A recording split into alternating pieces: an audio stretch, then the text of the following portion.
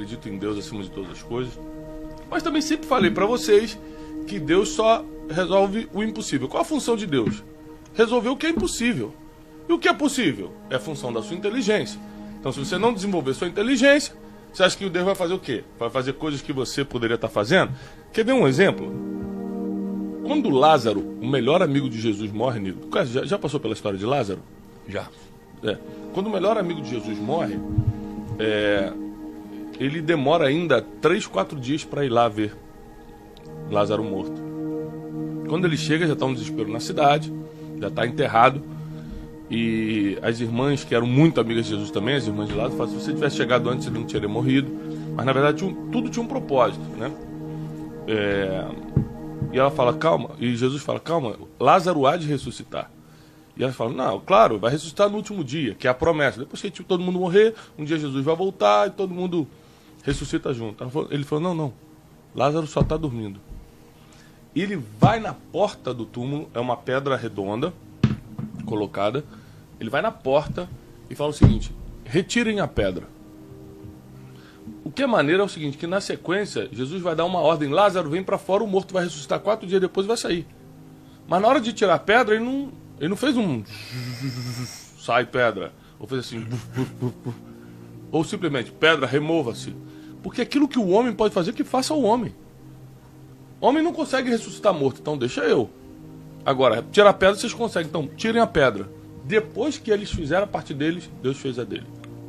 Então, basicamente, é sobre isso que eu quero falar hoje. Até onde vai a parte de Deus, na opinião de vocês, o que vocês acreditam sobre isso? E até onde entra a nossa capacidade de fazer negócio, né? Eu costumo dizer o seguinte: as pessoas perguntam: qual a sua formação acadêmica? Ontem mesmo eu tive que falar minha formação acadêmica por uma entrevista que eu passei online. Aí eu falei assim: eu tenho graduação, eu tenho um mestrado, né, em comunicação, linguagem e cultura, e eu tenho também um MBA em negócios, né, pela Wiser. Aí o cara: a Wiser faz MBA? Eu falei: eu tive. Eu tenho mais de 120 horas de ligação nos últimos 11 meses com o Flávio Augusto. Eu aprendi tudo de negócios, né? Estou precisando até lançar o meu curso, o Equity, né? Um curso bem melhor do que outros estão oferecendo por aí sobre equity. Mas eu aprendi coisas incríveis e hoje a gente começa a conversar sobre, a gente consegue conversar sobre negócio. Ou seja, não é porque eu tenho Deus que eu estou me dando bem nos negócios. É porque eu aprendi com vocês, basicamente, lendo muito com as experiências da vida. Então eu quero começar com a primeira pergunta. Por Flávio, nosso professor. Flávio, você construiu um negócio bilionário. Aliás, a maioria das coisas que você botou a mão multiplicou a nível de bilhão. O último foi o Orlando City, que eu tive o privilégio de ir lá, né? Éramos vizinhos em Orlando. E o Orlando City foi vendido por 2 bilhões, né? Vai viver uma vidinha apertada? Vai, mas dá pra viver, né? Você junta daqui, junta dali, você consegue, né? Agora, como é que pode? Onde é que você acha Deus? Se é que acha, né? Eu estou fazendo uma pergunta que você pode responder negativamente ou positivamente. Onde é que você acha Deus num cara que saiu do Jabu, né, lá em Bangu, Rio de Janeiro, né? E entrou em negócios bilionários? Onde é que está Deus nisso? Assim, a gente tem vídeo de 20 anos atrás, você dando aula, cobrando os funcionários, sempre gerindo o negócio. Mas Deus entrou aonde? Me explica isso e que o pessoal também quer entender. Bom dia. Bom dia a todos. Bom dia. Bom, Brunet, a exata fronteira eu não sei te explicar. A exata fronteira. A partir daqui ou a partir dali. Eu penso o seguinte: eu acho que todo mundo tem que estar disposto a remover a pedra.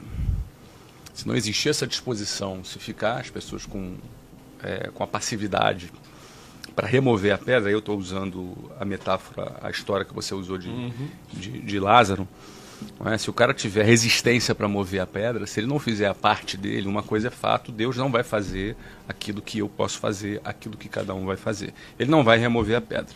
Então as pessoas têm que estar dispostas a remover a pedra. Agora, a partir de que momento? Porque crendo em Deus, crendo na existência de Deus, como eu creio, a gente crê que Deus em algum momento ele age.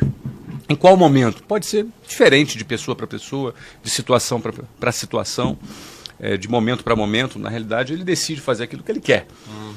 Agora, eu preciso estar disposto a remover a pedra. Não é? Trabalhar, foram muitos anos trabalhando muitas horas por dia. Agora, onde Deus põe a mão, onde ele tem a bênção dele, o negócio anda. Várias coisas sobrenaturais acontecem. Várias coisas, eu vou dar um exemplo, você falou aqui do Orlando City, não é? O Orlando City passou por um período difícil no Covid, como todas as empresas, como a Wiser, como todas as empresas que existem, passaram por momentos difíceis durante o Covid, porque a gente teve que aportar capital para poder sustentar aquele negócio enquanto ele estava fechado. Toda empresa que ficou fechada teve que ter capital aportado ali, não é? Então, como a coisa se desenrolou, como a venda aconteceu, ela já estava acontecendo, o processo aconteceu.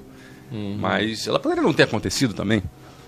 Você entendeu? Então, às vezes existe um imponderável, aquilo que você não controla, e aí onde, na minha visão, é onde Deus vai estar te abençoando ali. É onde você esgotou as suas possibilidades, e aí alguma coisa extra, sobrenatural, ali pode acontecer. E já aconteceu várias vezes comigo. Tu acredita meio nesse negócio sobrenatural, cara? Você é um cara muito matemático, né?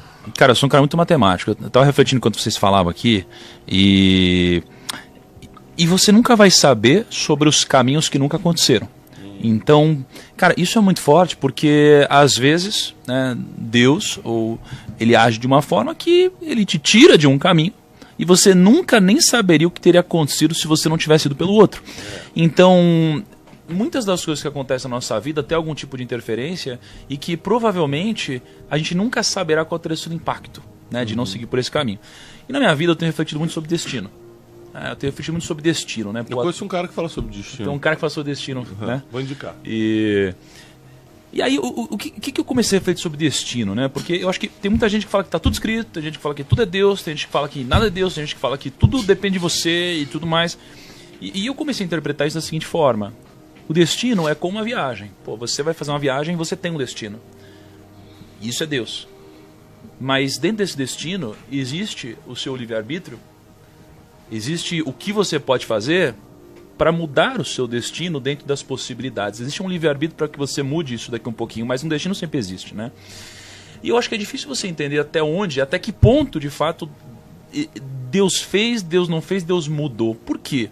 Porque na minha vida, né, muitas coisas aconteceram, né, e eu trabalhei muito na minha vida, até que acho que tem um momento que exemplifica bem, onde eu acho que teve alguma interferência sobrenatural, né, como você disse, que foi um momento onde, depois de talvez 10 anos ensinando, né, e aí depois já ensinando na internet, eu lembro que eu fiz uma live. Eu fiz uma live e essa live foi, cara, a maior live que já aconteceu no mundo, no nicho de educação. Impressionante. Foi uma live impressionante. A gente, chegou em 150 mil pessoas ao vivo aquele dia. E naquele dia foi a primeira vez que eu entendi que tinha acontecido uma interferência sobrenatural no meu trabalho. Por quê? Eu fiz a minha parte, eu levantei a pedra, eu tirei a pedra, cara, eu ralei, eu acolhei, eu fiz tudo, entendi o algoritmo, dissequei o algoritmo, trabalhei muito, gravei, preparei, mas chegou na hora e eu não consegui compreender como que a gente bateu um número tão grande. Então, o que eu acho nesse caso? Que talvez Deus não faz, né, nesse caso, mas ele potencializa o que você está fazendo, entendeu? Ele te premia por isso, ele te incentiva, ele te dá uma direção. Foi o que aconteceu comigo, né? Só falar nesse negócio de potencializar, por exemplo, a Bíblia usa muita metáfora de semente e fruto, plantar e colher. Você já reparou que a semente é uma coisa só e ela gera um fruto com centenas de sementes de novo? Então, esse é o sentido de potencializar. Você colocou uma semente, mas se você tiver paciência, só paciência para o processo, porque quem faz acontecer é Deus. Ou seja, o que você tem a ver com a formação da maçã? Nada. Da melancia? Nada. A não ser que você não coloque a semente. A única coisa que você pode fazer é colocar a semente. O resto, todo o processo, é Deus fazendo a parte dele e você esperando. Eu acho que as pessoas têm muita dificuldade em esperar depois que Deus está fazendo a parte dele. A pessoa quer acelerar o processo divino, entendeu? Mas se você esperar o processo, o que vem na sua mão é o que a gente chama de potencialização. Você tinha uma semente, agora você tem centenas de sementes. Alguns usam para comer, outros usam para replantar. Mas eu acho que é legal esse ponto, porque você fala, pô, não, mas tem que esperar Deus fazer a parte dele. Eu acho que aqui, exatamente nesse momento, as pessoas começam a confundir algumas coisas. Vamos lá. Porque eu acho que as pessoas começam a confundir passividade com paciência. Entendeu? Então, assim, nesse momento a pessoa fala, não, é Deus, então eu vou esperar. E aí a pessoa começa a acreditar que tudo que acontece é alguma outra coisa, e aí fica passiva esperando as coisas acontecerem. E eu acho que ter paciência é diferente de ser passivo. E as pessoas usam muitas vezes como desculpa a Deus para não fazer nada. Mas essa paciência, por exemplo, que eu estou falando, tem muito a ver com o que você conhece bem o mercado de investimentos, por exemplo. Adianta eu fazer um aporte hoje na bolsa e mês que vem eu falei, cara, estou precisando só da metade, vou tirar aqui. Ou seja, paciência no sentido de, agora que eu joguei a semente, eu vou esperar ela dar fruto. Enquanto isso, mas presta atenção, qual é o investidor que bota dinheiro na bolsa e fica em casa no sofá o dia todo? Enquanto isso eu estou fazendo outras coisas. Eu estou, por exemplo, produzindo novas rendas. Ou estou, por exemplo, fazendo algo que tem a ver com a minha missão, com o meu propósito. Então, a passividade é quando o cara já não quer nem levantar do sofá ou fazer o que tem que fazer. No exemplo que você deu aí da semente, a única coisa que resta é paciência mesmo, porque teu trabalho foi plantar, pegar o solo, arar o solo, preparar o solo. Talvez você precise até cuidar, né? Exato. Para as pragas não virem. E agora, realmente, o processo de nascimento, você não pode fazer nada. Esse é um processo orgânico que você precisa esperar. Tem culturas que levam meses, né? Eu não me lembro, bambu, parece que leva bastante tempo. Existe um bambu ali na China que cresce para baixo primeiro. Cresce para baixo primeiro, para depois crescer para cima, e depois cresce não sei quantos metros por dia. É um negócio assim impressionante. Às vezes a pessoa ela tem uma ansiedade por ver o fruto chegar, porque eu plantei, porque eu me dediquei, e aí esse fruto não vem, e é natural que ele não venha, é normal que ele não venha, é normal que leve algum tempo, e aí ele fique muito ansioso e às vezes coloca aquele resultado a perder. Né? O que eu pego disso que você está falando, Bruno, é que eu acho que é um trabalho em conjunto. Assim, um faz a parte e o outro faz a sua parte. Assim, né? Então, se a gente fosse pegar nessa metáfora da semente, existe a semente, existe a paciência, mas você tem a sua responsabilidade a partir desse momento que a semente foi plantada num solo fértil, que é você regar por muito tempo, é você ficar de olho nas pragas que acontecem, separar as pragas aqui. Então agora você tem que fazer a sua parte. Então tem um lado fazendo uma parte e você fazendo a sua. Esse trabalho em conjunto é o que acredito que realiza as grandes obras, entendeu? Eu concordo com você na sua paciência. Eu só acho que algumas pessoas usam isso como desculpa para não fazer nada. A maioria das pessoas que não querem fazer nada sempre vão encontrar uma boa desculpa em qualquer coisa, né? Voltando a sobre até onde vai Deus nos nossos negócios, né? Por exemplo, saúde. A gente não tem controle nenhum. Você concorda que se você tiver 10 bi, ou 100 milhões, ou R$1.000, nada muda na sua saúde, a não ser um quarto mais confortável, um aparelho mais moderno, se você precisar no hospital, mas na saúde em si, ou seja, se aparece uma doença ou não, o seu dinheiro não importa? Você entende isso ou não? Cara, eu concordo parcialmente. Vamos lá. Concordo parcialmente. Tipo assim, o câncer escolhe a pessoa por extrato bancário? Eu acredito que não. Mas eu acredito que já tem muita gente que se salvou do câncer por causa do extrato bancário. Né? Eu acredito que já tem muita gente que se salvou de um Covid por extrato bancário. Eu acredito que muita gente já se salvou de uma depressão por extrato bancário. Né? Então acho que tem muitas doenças, vamos dizer todas, que você pode melhorar as suas chances. Tá, peraí. Né? Já morreu gente bilionária de câncer? Já morreu. Steve Jobs, por exemplo. Mas também não salva. Não, perfeito. Aumenta uma probabilidade. Não é que não salva, é que assim, ter dinheiro não vai ter um impacto negativo nisso. Não ter dinheiro pode trazer um impacto negativo nisso. Concordo. Entendeu? Então, assim, é claro que, poxa, por exemplo, eu conheci uma pessoa que eu acho incrível, é o Marcos Rossi. Eu não tenho braço nem perna. A gente conheceu lá né? no evento. Cara, assim, eu nem sei na verdade como isso aconteceu, mas eu tô imaginando que é o seguinte, aqui, porra, o dinheiro, ele não muda esse acontecido, né?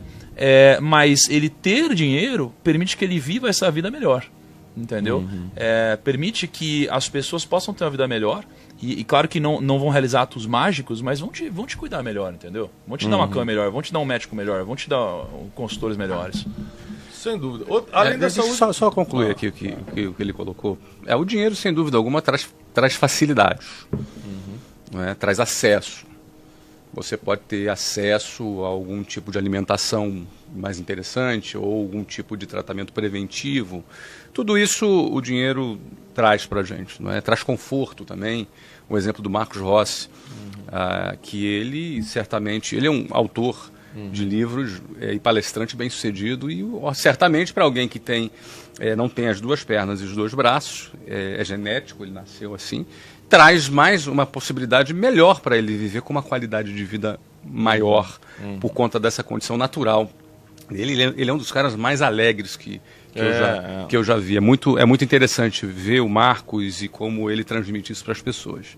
Isso é fato, o dinheiro ele traz facilidade. Mas uma das frases que eu mais gosto e repito com muita frequência é: estabilidade não existe. Porque a vida quase sempre não é o que parece ser, né? A gente está aqui hoje, amanhã a gente não está. Existem coisas que a gente não controla. A questão da doença, por exemplo, a gente não consegue controlar. A gente pode tentar ali prevenir um pouquinho, mas tem coisas que a gente não controla. Não é? A gente pode ter um acidente, a gente pode ter alguma situação imponderável na nossa vida que a gente pode, da noite para o dia, muda tudo. Né? Da noite para o dia muda tudo. Quantas histórias a gente não conhece de uma família bem estruturada e que o cara morreu... Tudo desandou. Tudo desandou, cara. Acabou, a família vivia bem, tinha até dinheiro, mas o cara morreu. E aí ninguém sabia o que fazer, ninguém tinha mais Enfim, é fato o seguinte, estabilidade não existe e ter essa consciência nos ajuda, na minha visão, a gente ter um pensamento um pouco menos autossuficiente e um pouco mais ligado, eu vou usar aqui a palavra dependência de Deus, porque se eu não tenho controle, tanto quanto talvez eu pense, ou tanto quanto talvez eu gostaria de ter, porque a gente gosta de ter controle sobre situações. Eu, em negócios, quero ter controle das situações, mas em situações imponderáveis, se eu entendo que eu tenho essa dependência, me ajuda, inclusive, a entender, até eu tomar algumas decisões. Isso aí que você está falando me lembra o Salmo 90, que é um salmo de Moisés, inclusive, mesmo estando dentro dos salmos de Davi. O Salmo 90 tem um versículo que Moisés fala: ensina-nos a contar os nossos dias. Ele está falando para Deus: ensina-me a contar os nossos dias, a fim de que eu alcance um coração sábio. Isso nunca fez tanto sentido para mim até a morte da minha mãe esse ano. Minha mãe morreu com 68 anos, mas muito jovem. Muito jovem, hein? Espírito jovem. Se falasse que minha mãe tinha 50, você acreditava. Muito jovem, muito espírito jovem, alma jovem, saúde, sabe? Tudo certo. Eu tenho 40. Aí quando minha mãe morreu, a sua mente, cara, é muito louca. Ela te leva para lugares impressionantes quando você está debaixo de dor, né? Por isso que quem não domina o seu espírito não domina mais nada. A Bíblia diz: é melhor que você domine o seu espírito do que domine uma cidade. É melhor você dominar aquilo que sente, aquilo que pensa, do que você conquistar uma cidade. Está na Bíblia. Então, eu comecei a contar meus dias de forma diferente. Falei: minha mãe morreu com 68, eu tenho 40. Vamos supor que Deus me dê os mesmos 68 anos. Que seja genético, que seja uma coisa que acontece na nossa família, por exemplo. Eu tenho mais 28 anos de vida. É muito ou pouco, depende do tamanho do projeto, depende do que eu quero fazer. Eu comecei a entrar nessas crises. Cara, se eu só tiver 28 anos, mas depois a crise aumenta, você fala assim: peraí, pode ser menos. Mas nada quer dizer que eu vou chegar lá. Pode ser daqui a 2 anos, pode ser daqui a 7 anos. Aí você começa a perceber que negócios, dinheiro, nada disso controla. A gente primeiro falou de saúde, agora eu quero falar do dia da morte. Nada controla o dia da morte. Qual a sua opinião sobre isso? O dinheiro tem alguma influência no dia da morte? Nossa, forte, né? Cara, eu acho que o dinheiro, ele influencia em muita coisa, né? Mas se for para ser, será com ou sem dinheiro. É nisso que eu acredito. Né? Destino. Então, assim, se for para condição, se for para uma doença te prejudicar, ela vai te prejudicar com ou sem dinheiro, se for a sua hora, né? Então, eu passei a acreditar cada vez mais nisso, né? O ponto é que eu acho que o dinheiro eu acho que o dinheiro ele tem uma relação, sim, com felicidade e com vida e morte, Eu acho que existe uma relação entre todas essas coisas. Então me explica. Só que eu acho que o dinheiro e a felicidade, eles são circunstanciais. Né? Então, por exemplo, o dinheiro compra felicidade? Depende para quem. E depende por quanto tempo. Por quê? No meu caso, o dinheiro, ele comprou felicidade. Até o momento que eu entendi que o que o dinheiro me proporcionou, e eu chamava de felicidade, já não era mais felicidade. Mas eu precisei chegar nesse momento para entender que não era isso que me preencheria. Então, quando isso deixou de ter sentido, eu precisei buscar sentido em alguma coisa. E foi nesse momento que eu entendi que o dinheiro não comprava felicidade. Mas até eu chegar nesse momento, eu precisei passar por essa história. Né? E quando você olha para pessoas, às vezes, muito pobres, você pergunta qual é o seu sonho, o que te deixaria feliz? Né? Para muitas dessas pessoas, o dinheiro realizaria todos esses sonhos e deixaria as pessoas felizes. Até elas terem dinheiro para entenderem que não é isso que as preenche. Né? Por isso que eu acho que isso daqui é momentâneo. Né? Mas compra, sim, felicidade temporária. Né? Porque cada um tem o seu grau de limitado. Seria felicidade, né? Ou comprar desejos? Que a pessoa está desejando uma casa, mas ela nem sabe se a felicidade está ali mesmo. Mas o ponto é, como que alguém vai mensurar consegue descobrir o que é felicidade? É como eu te perguntar se você ama. Né? Você ama a sua esposa? Poxa, eu amo. Tá bom. Mas se você for pegar na sua história, quantas pessoas você já não achou que amou antes de amar a sua esposa de verdade? Né? Então é difícil você descrever algum sentimento antes de você sentir-o de verdade. E as pessoas, elas correm esse tipo de risco, né, de errar a interpretação. E para mim, cara, eu acho que tem sim interferência, mas se for o seu momento, não tem o que você possa fazer, cara. Vamos... Desculpa, só para concluir esse tema, tem uma parábola que eu gosto muito, que toca mais nesse ponto. Fala de um cara que tinha seus celeiros repletos, abundantes, e que ele tinha muita grana, que ele juntou, ele não conseguia nem recolher aquilo que ele tinha tanto, e aí estamos me referindo ali aos celeiros deles, às plantações dele, que ele não conseguia nem colher, nem recolher tudo, se aproveitar daquilo que ele tinha, e aí um belo dia ele para, olha para aquilo tudo que ele construiu e fala assim, cara, tô orgulhoso do que eu construí, cara, olha o que eu tenho, cara. Que beleza, agora estou tranquilo, vou comer, beber e folgar.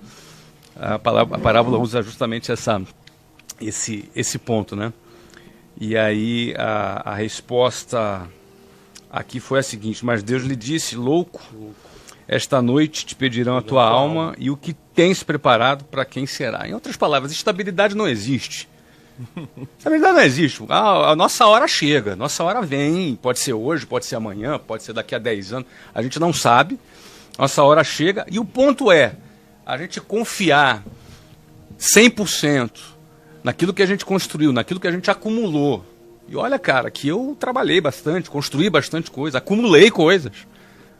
Mas, cara, eu não quero nunca esquecer que estabilidade não existe, meu amigo.